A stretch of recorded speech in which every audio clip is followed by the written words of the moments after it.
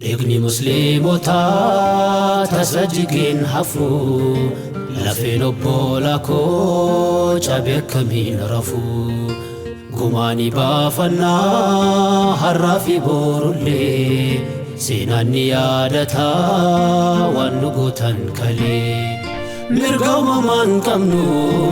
yaaltan nurraa mulquu silaa kaayyoon keessaan islaamummaa haquu nama hedduu yaalee dacheerra balleessu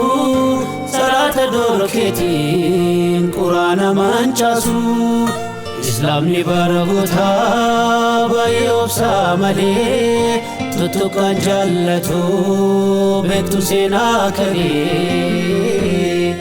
nu dammaqsiitanii booddeen isaa fafaa